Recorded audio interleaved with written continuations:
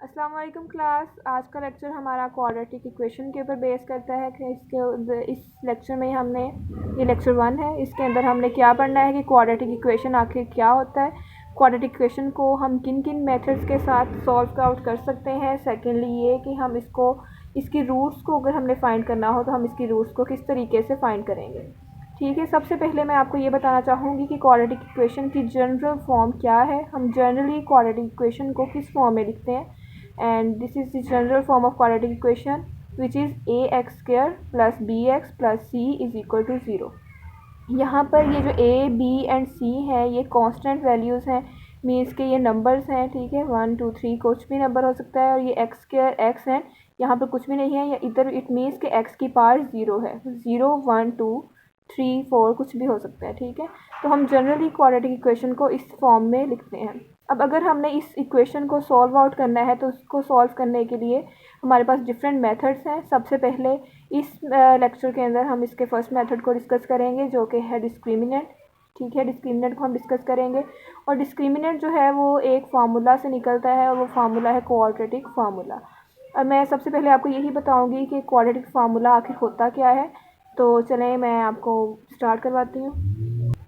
जैसे कि मैंने यहाँ पर इक्वेशन आप लोगों को बताया कि जनरल फॉर्म में इक्वेशन इस तरह से लिखी जाती है, और ये लीनियर इक्वेशन है जिसके अंदर फर्स्ट टर्म एक्स स्क्वायर की, देन एक्स, और फिर कांस्टेंट टर्म।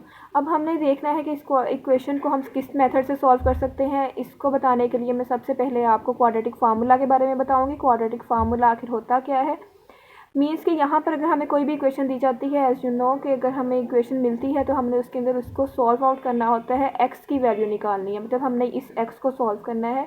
एक्स की वैल्यू निकालने के लिए हमें डिफरेंट मेथड्स यूज़ करने पड़ते हैं। ठीक है, क्वाड्रेटिक फार्मूला भी एक मेथड है इस इक्वेशन को सॉल्व करने के लिए। क्वाड्रेटिक फार्मूला को हम लिखते हैं x is equal to minus b plus minus under root b square minus 4ac divided by 2a। ठीक है, ये जो फार्मूला है ये है क्वाड्रेटिक फार्मूला। इस मेथड से हम x की वैल्यू फाइंड कर लेते हैं कि यहाँ पर x की वैल्यू आखिर क्या होगी। सेकेंडली इस फार्मूला के अंदर से ही डिस्क्रिमिनेंट निकलता है जो कि है ये बी स्क्वायर माइनस 4ac। ये डिस्क्रिमिनेंट है, मतलब कि जो डिस्क्रिमिनेंट मैंने आपको, मतलब ये जो लेक्चर जिसके ऊपर बेस करता है वो है डिस्क्रिमिनेंट। तो डिस्क्रिमिनेंट जो है वो क्वाड्रेटिक फार्मूला के अंदर ही है जो कि है बी स्क्वायर माइनस 4ac।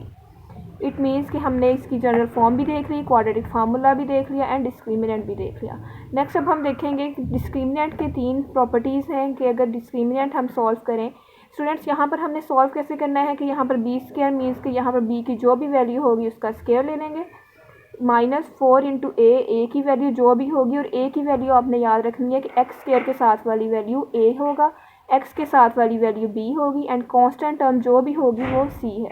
ठीक है, तो हमने सिंपल यहाँ पे इनकी वैल्यूज पुट कर देनी है, तो हमारे पास इसका डिस्क्रिमिनेंट फाइंड आउट हो जाएगा। नेक्स्ट हमने इसकी प्रॉपर्टीज़ पढ़नी है। इसकी प्रॉपर्टीज़ को डिस्कस करते हैं। यहाँ पर इसकी 3 प्रॉपर्टीज़ हैं डिस्क्रिमिनेंट की, मतलब कि डिस्क्रिमिनेंट को सॉल्व करने के बाद उसकी 3 तरह से प्रॉपर्टीज़ होती हैं। जैसे कि मैंने आपको बताया discriminant basically b square minus 4ac है। अगर हम उसको सॉल्व करेंगे, मतलब बी स्क्वायर माइनस 4ac का अगर हम आंसर निकाल लेते हैं कि वो या तो 0 से ग्रेटर होगा, मतलब मीन्स के B square minus 4ac discriminant जो हमें मिलेगा वो या तो 0 से बड़ा होगा, या तो 0 के इक्वल होगा, या तो 0 से छोटा होगा। ये 3 प्रॉपर्टीज़ हैं इसकी डिस्क्रिमिनेंट को फाइंड आउट करने के बाद की।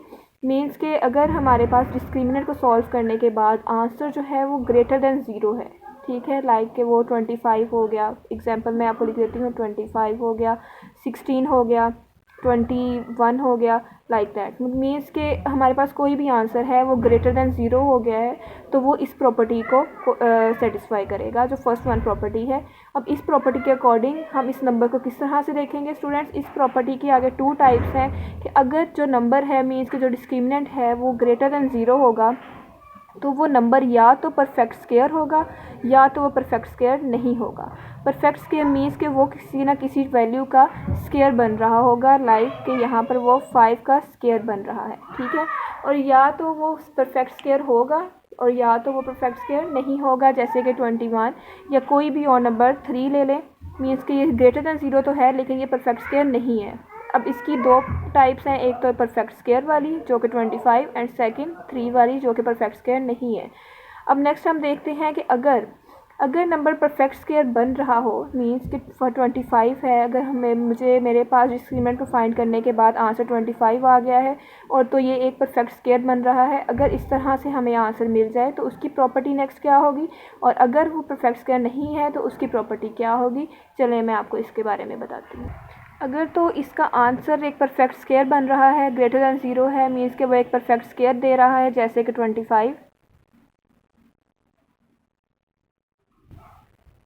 अगर तो ये एक परफेक्ट स्क्वायर बन रहा होगा तो हम उसकी प्रॉपर्टी कैसे लिखेंगे। अगर वो परफेक्ट स्क्वायर नहीं बन रहा होगा, फॉर एग्जांपल 3, तो उसकी क्या प्रॉपर्टी होगी। मीन्स के ग्रेटर दैन 0 अगर डिस्क्रिमिनेंट है तो उसकी वो दो तरह से हो सकता है, या तो परफेक्ट स्क्वायर या तो परफेक्ट स्क्वायर नहीं। और अगर वो परफेक्ट स्क्वायर होगा स्टूडेंट्स, तो हम उसको लिखेंगे, उसकी प्रॉपर्टी में लिखेंगे कि वो नंबर जो है वो क्या है, रियल एंड रैशनल।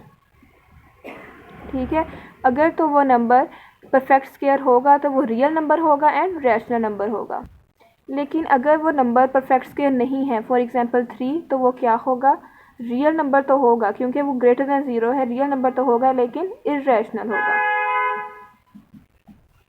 आप इस चीज़ को साथ साथ नोट कर लें कि अगर वो नंबर ग्रेटर दैन 0 हो और परफेक्ट स्क्वायर हो तो फिर वो रियल भी होगा और रैशनल भी, और अगर वो परफेक्ट स्क्वायर नहीं होगा तो वो रियल होगा। रियल तो होगा क्योंकि वो ग्रेटर दैन 0 है, ठीक है, रियल तो होगा लेकिन वो क्या होगा, इर्रेशनल होगा।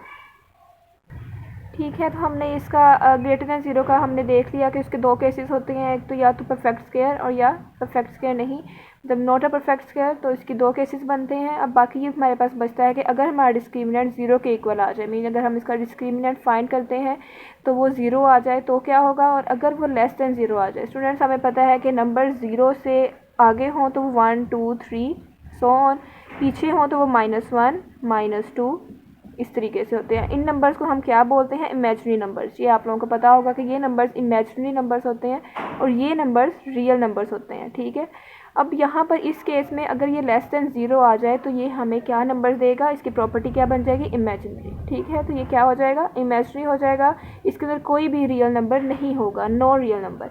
नेक्स्ट हमारे पास बच गया इज़ इक्वल टू 0।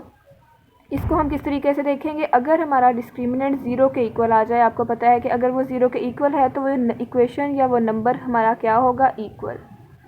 ठीक है, वो क्या हो जाएगा, इक्वल हो जाएगा। सेकंड, वो रियल भी होगा क्योंकि वो 0 नंबर है। ठीक है, वो रियल नंबर्स में आता है, रियल भी होगा। एंड थर्डली हम इस नंबर को बोलेंगे कि ये रैशनल है।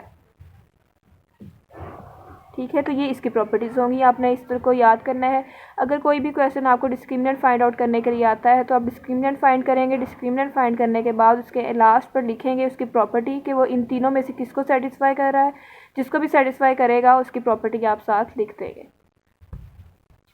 आगे ये इसकी एक एग्जांपल है, इसको हमने डिस्क्रिमिनेंट, इस एग्जांपल में से इसका डिस्क्रिमिनेंट फाइंड करना है। उसने कहा है कि ये इक्वेशन है, इसका डिस्क्रिमिनेंट फाइंड आउट करना है।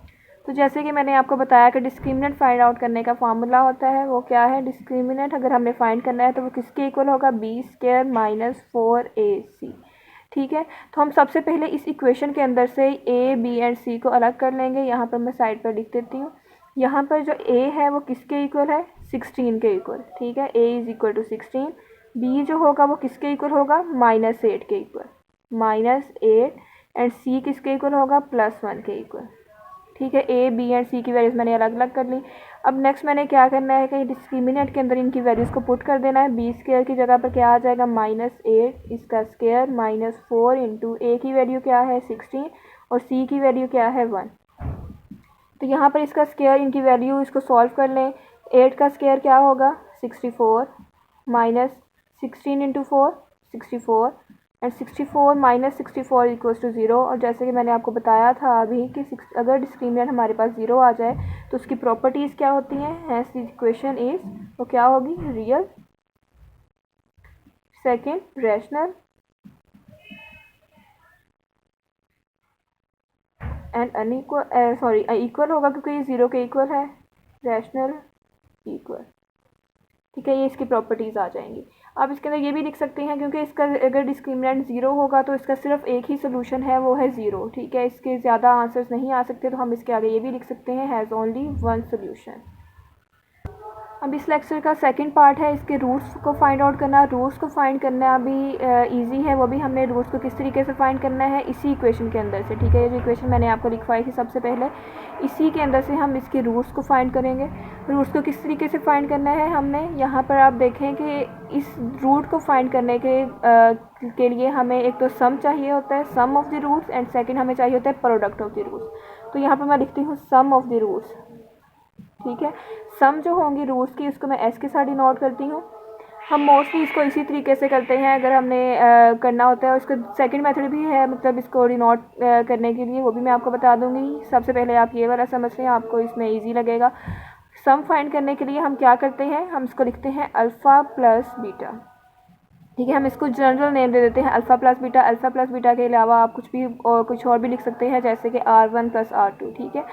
अब सम के लिए इसके अंदर रूट्स को फाइंड करने के लिए एक तो हमें सम चाहिए होता है, सेकंड प्रोडक्ट चाहिए होता है, प्रोडक्ट, ठीक है। प्रोडक्ट जो होता है वो पी के इक्वल होगा। Sum of the roots is equal to alpha plus beta, मतलब कि दो नंबर्स का सम, और product of the roots is equal to alpha beta means के दो नंबर्स का प्रोडक्ट। सम के अंदर स्टूडेंट्स हम क्या करेंगे, ये जो नंबर है बी और सी और ए, इनको हम लेंगे सबसे, सम के अंदर हमने बी और ए को लेना है, ठीक है। इनका क्वोशंट लेना है, इनको हमने डिवाइड करना है, तो हम लिखेंगे alpha plus beta is equal to minus B over A. तो ये हमारे पास आ जाएगा, इसकी रूट फर्स्ट रूट आ जाएगी जो कि है सम। इसकी सेकंड रूट होती है प्रोडक्ट, और प्रोडक्ट फाइंड आउट करने के लिए हमने क्या करना होता है, product is equal to alpha beta which is equal to C over A. तो हम इसको लिखेंगे सी ओवर ए, ठीक है। जब इसको आप इजीली सॉल्व कर सकते हैं, अगर आपको क्वेश्चन आ जाए कि इसकी रूट्स, इस इक्वेशन की रूट्स फाइंड करनी है, तो आपने सिंपली सम एंड प्रोडक्ट इनको फाइंड कर लेना है, और इसका फॉर्मूला सिर्फ आपने इतना याद करना है, sum equals to minus B over A and product is equal to C over A. तो यहाँ पर सी की जो भी वैल्यू होगी उसको ए से डिवाइड कर देना है, और सम के लिए बी की जो भी वैल्यू होगी उसको लिख के और ए से डिवाइड कर देना है, साथ माइनस का साइन लास्ट में आएगा। और नेक्स्ट अब हम इसको ये इसकी जनरल फॉर्म है। सेकेंडली हम इसको इस तरीके से भी लिख सकते हैं कि इसकी रूट्स अगर हमने फाइंड करनी है इस इक्वेशन की, तो हम इसको, क्योंकि आपको पता है कि सम हमने करना है तो दो रूट्स का प्लस होगा, प्रोडक्ट करना है तो हम उनको मल्टीप्लाई कर लेंगे, लेकिन वो इक्वल इसी के होंगे, ठीक है। हम यहाँ पे मैं अगर लिख दूँ रूट्स जो है R1, मैंने इसको नेम दे दिया अल्फ़ा की जगह पे R1 प्लस बीटा की जगह पे R2, तो वो किसके इक्वल हो जाएगा, माइनस बी ओवर ए के, ठीक है। सम जो होगा वो फर्स्ट रूट इसकी है सम, सेकेंड रूट इसकी है प्रोडक्ट। फर्स्ट रूट जो होगी, जो भी होगी, बेशक R1 plus R2, A plus B, alpha plus beta, कुछ भी हो, वो इक्वल होगा माइनस बी ओवर ए के। सेकेंड जो इसका प्रोडक्ट होगा, सेकेंड रूट में हमने इसका क्या फाइंड करना है, प्रोडक्ट, और product of the root means कुछ भी R1 R2 अल्फ़ा बीटा कुछ भी हो सकता है, वो इक्वल होगा हमेशा सी ओवर ए के। तो ये दोनों अगर आपको पता हो तो आप इसकी रूट्स को फाइंड आउट कर सकते हैं। अब हमने क्या करना होता है, जब हमें एक इक्वेशन मिले तो हमने उसको सॉल्व तो कर लिया। नेक्स्ट अगर हमें क्वेश्चन आता है कि इस इक्वेशन की रूट्स को फाइंड आउट करें, तो हमने उसकी रूट्स को, मतलब फर्स्ट रूट सम, सेकंड रूट प्रोडक्ट, तो उनको हमने इस तरीके से सॉल्व आउट कर लेना है कि सम उसका फाइंड कर लेना है एंड प्रोडक्ट उसका फाइंड कर लेना है। अगर हम उस इक्वेशन के सम और प्रोडक्ट फाइंड कर लेते हैं स्टूडेंट, तो हमें एक नई इक्वेशन मिलती है जो कि इस सम और प्रोडक्ट की फॉर्म में होती है। उसको हम, उसकी जो जनरल फॉर्म है वो मैं आपको यहाँ पे लिख के देती हूँ। तो वो क्या होती है, इसका जो जनरल फार्मूला है इसकी सेकंड इक्वेशन का, वो हमें क्या मिलती है, मतलब कि सम और प्रोडक्ट फाइंड आउट करने के बाद हम इसको एक इक्वेशन में पुट करते हैं, तो वो हमें एक न्यू इक्वेशन देती है जो कि है x square minus S x plus P is equal to zero. बस आपने ये एक याद कर लेना है कि ये एक इसका जनरल फार्मूला है कि जिसके अंदर हम सम की वैल्यू पुट करेंगे और प्रोडक्ट की वैल्यू पुट करेंगे तो हमें एक न्यू इक्वेशन मिल जाएगी, ठीक है। मतलब कि अगर हमें इक्वेशन मिली है, जैसे कि A X square plus B X plus C मिला है, सपोज कर लें, अगर वो हमें इक्वेशन मिली है तो उसके अंदर से हमने क्या फाइंड कर लिया, सम फाइंड कर लिया एंड प्रोडक्ट फाइंड कर लिया, which are the roots of that equation, ठीक है। हमने इसकी रूट्स फाइंड कर ली। अब नेक्स्ट हमने क्या किया कि इसकी रूट्स फाइंड करने के बाद जो सेकंड है होती है इक्वेशन, वो ये होती है जनरल इक्वेशन इसको बोलते हैं। हमने उसके सम को और प्रोडक्ट को इस इक्वेशन के अंदर पुट करना होता है, और फिर ये जो इक्वेशन होती है ये ही इसका राइट आंसर होती है। अब हम क्या करेंगे, यहाँ पर सम की वैल्यू पुट कर देंगे एंड प्रोडक्ट की वैल्यू पुट कर देंगे, तो ये क्या बन जाएगा, x square minus into minus B over a into x plus c over a equals to zero. तो ये क्या बन जाएगा, x square plus b over a x plus c over a equal to 0। तो ये आपकी जनरल फॉर्म है, ठीक है। तो मतलब इस फॉर्म में इक्वेशन बन जाती है। तो नेक्स्ट हम इसको देखेंगे कि हम इसको किस तरीके से, अगर हमें इक्वेशन मिलेगी तो हम इसको किस तरीके से सॉल्व आउट करेंगे। हम इसको फैक्टराइजेशन भी बहुत कर सकते हैं, ये भी एक क्वाड्रेटिक इक्वेशन को सॉल्व आउट करने का तरीका होता है। और नेक्स्ट हम उसका क्वाड्रेटिक फार्मूला पुट करके भी एक्स की वैल्यू फाइंड आउट कर सकते हैं। चलिए अब हम देखते हैं कि इसकी फैक्टराइजेशन हम कैसे करेंगे। तो स्टूडेंट्स ये एक हमें एग्जांपल दी गई है, उसने हमें इस एग्जांपल में कहा है कि इस एग्जांपल को सॉल्व करें। मतलब कि जब भी आपको क्वेश्चन आए कि एक इक्वेशन सॉल्व करनी है तो आपके माइंड में सबसे पहले ये बात आ जानी चाहिए कि इट मीन्स कि हमने x की वैल्यू फाइंड करनी है, ठीक है। और x की वैल्यू फाइंड करने के लिए जो मैंने आपको सबसे पहले लेक्चर के स्टार्ट में क्वाड्रेटिक फार्मूला बताया था, आप उस मेथड से भी कर सकते हैं, ठीक है। मतलब कि वो क्या था, x is equal to minus b plus minus under root b square minus 4ac over 2a, ठीक है। अब इसके अंदर स्टूडेंट्स अगर वैल्यूज़ पुट कर देंगे, यहाँ से b की वैल्यू क्या है -3 और a की क्या है 1, c की क्या है -28। अगर आप इस इक्वेशन के अंदर ये वैल्यूज़ पुट कर देते हैं तो आपके पास सिंपल बहुत इजी वे में x का आंसर जो है वो आ जाता है, ठीक है। मतलब अगर आप खुद भी इसको इस तरीके से सॉल्व करेंगे तो आपके पास इसका आंसर आ जाएगा x का। और स्टूडेंट्स इसका एक ये है कि हमें जो वैल्यू मिलेगी x की वो एक तो प्लस माइनस की फॉर्म में मिलेगी, ठीक है। तो हम उसको प्लस माइनस करके मतलब कि हमें दो वैल्यूज़ x की मिल जाएंगी, तो जो कि इसका सोल्यूशन होगा। एक तो मेथड इसका ये है सॉल्व आउट करने का, और ये सबसे इजी मेथड है क्योंकि अक्सर स्टूडेंट्स को फैक्टराइजेशन नहीं आती। फैक्टराइजेशन में क्योंकि हमें मल्टीप्लिकेशन और एडिशन वगैरह को देखना पड़ता है, प्लस माइनस के साइंस को देखना पड़ता है, तो इस वजह से फैक्टराइजेशन अगर आपको नहीं आती तो आप बिल्कुल भी मत कीजिए उसे, क्योंकि आप उसके अंदर गलती कर सकते हैं। तो अगर ये वाला ज़रूर मेथड ट्राई करें, इस मेथड से आप लोग इसको ईजीली सॉल्व कर सकते हैं, ठीक है। तो सबसे पहले मैं इसको आपको फैक्टराइजेशन के मेथड से बताती हूँ कि फैक्टराइजेशन से हम इसको कैसे सॉल्व आउट कर सकते हैं। फैक्टराइजेशन स्टूडेंट्स होती है कि हमने इस इक्वेशन के फैक्टर्स बनाने हैं, ठीक है। इसको दो पार्ट्स में डिवाइड करना है। वो हम किस तरह से करेंगे, आपने देखना है कि हमने दो ऐसे नंबर लेने होते हैं कि जिसको मल्टीप्लाई करके आंसर 28 आए, मीन्स कि 28 ओनली नहीं -28 आए। मतलब कि दो ऐसे नंबर्स हमने लेने होते हैं कि जिसको मल्टीप्लाई करके आंसर -28 आए एंड उसको प्लस माइनस करके आंसर ये दरमियान वाली टर्म है जो कि x के साथ होगी। अब आपको पता है कि मैं अगर 7 को 4 से मल्टीप्लाई करती हूँ तो आंसर क्या आ जाता है 28, ठीक है।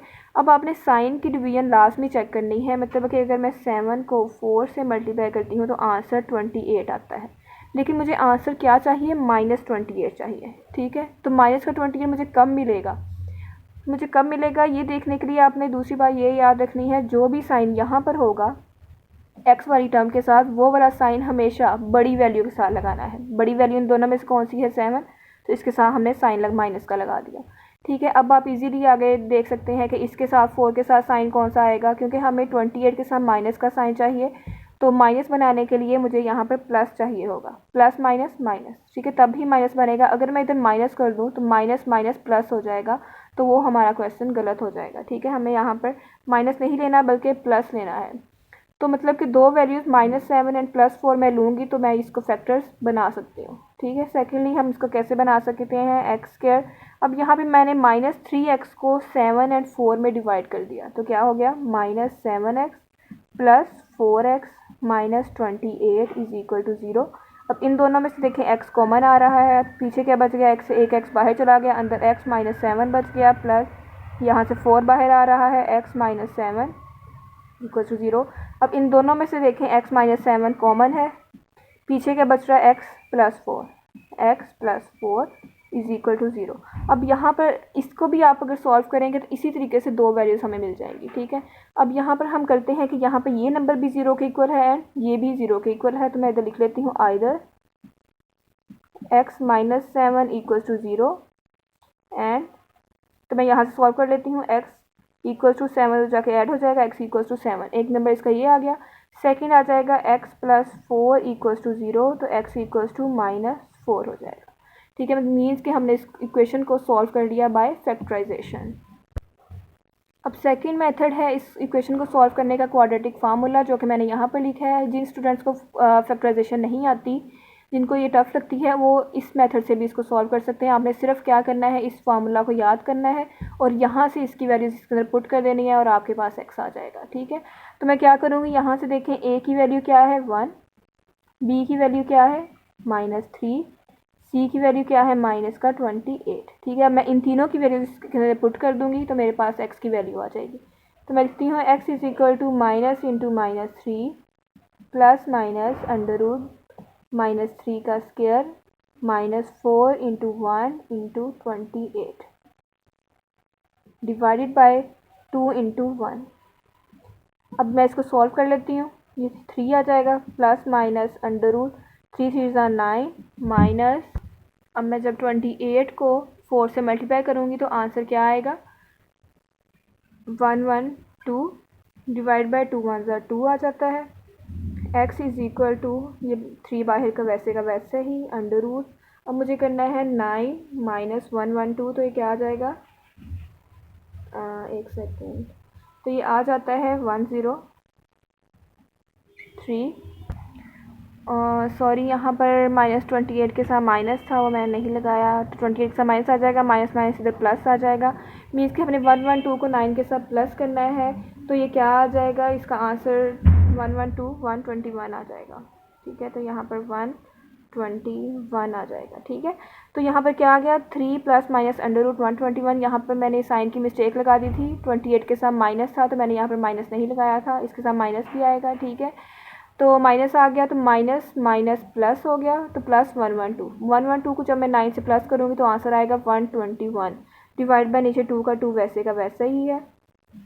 x इज़ इक्वल टू, ये वाला जो मेथड है ये इजी है, इसके अंदर कुछ मुश्किल नहीं होता, मल्टीप्लाई मतलब 2 फैक्टर्स नहीं हमें बनाने पड़ते, सोचने नहीं पड़ते, यहाँ पर डायरेक्ट हम उसके अंदर वैल्यूज़ पुट करते हैं और इसका आंसर निकाल लेते हैं। देखिएगा आप, इसके अंदर भी सेम आंसर आएगा, √121 इज़ इक्वल टू 11/2।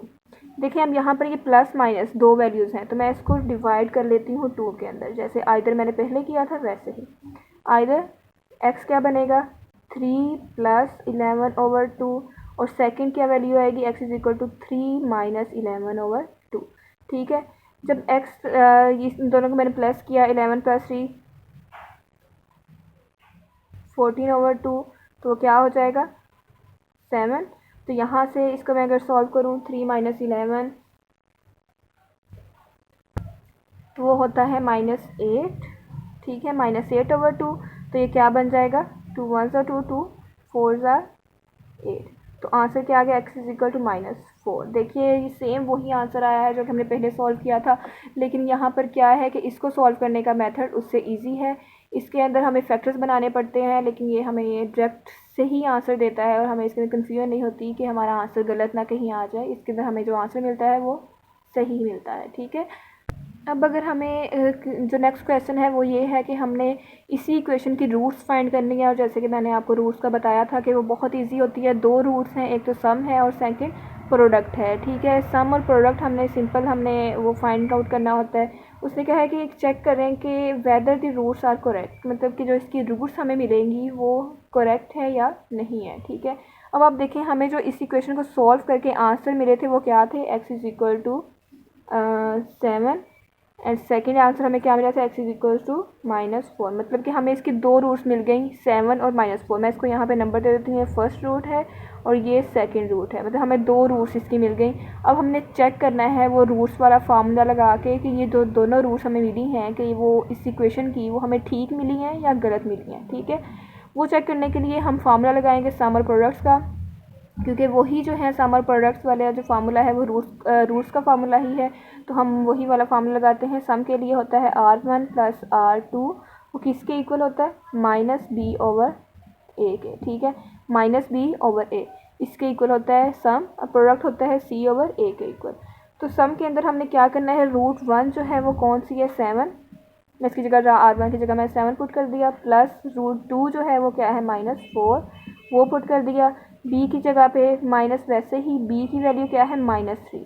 ठीक है, इसकी जगह मैंने -3 पुट कर दिया, a की वैल्यू क्या है 1, तो क्या आ जाएगा 7 - 4 is equal to minus minus plus 3/1, 7 - 4 3 equals to 3। It means कि ये प्रूफ हो गया कि ये जो रूट हमें मिली है 7 वाली वो करेक्ट रूट है।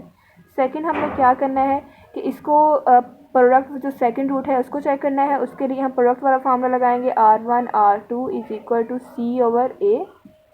ठीक है, तो अब हम क्या करेंगे, यहाँ पे R1 √1 7 और √2 -4 इसकी वैल्यूज पुट कर देंगे। तो क्या आ जाएगा 7, R2 की जगह पे आ जाएगा -4 इज इक्वल टू C की वैल्यू क्या है -28 और A की वैल्यू क्या है 1। 7 4s are -28 is equal to -28। It means के दोनों रूट्स हमें मिली हैं वो करेक्ट हैं। बस हमने इसको चेक कर लिया, ये वाली रूट जो है ये भी प्रूफ हो गई, ये भी ट्रू है और ये भी ट्रू है। थैंक यू सो मच, अल्लाह हाफिज़। इंशाल्लाह अब हम नेक्स्ट लेक्चर में मिलेंगे जो लेक्चर नंबर 2 है, वो भी क्वाड्रेटिक फार्मूलाज के ऊपर, फैक्टराइजेशन के ऊपर, मीन्स के वो इसको सॉल्व करने के मेथड्स के ऊपर बेस करता है कि हम क्वाड्रेटिक इक्वेशन अगर हमारे पास आ जाती है तो उसको हम किन किन मेथड्स के साथ सॉल्व आउट कर सकते हैं। तो नेक्स्ट वीडियो में इंशाल्लाह हम उसके ऊपर डिस्कशन करेंगे। खुदा हाफिज़।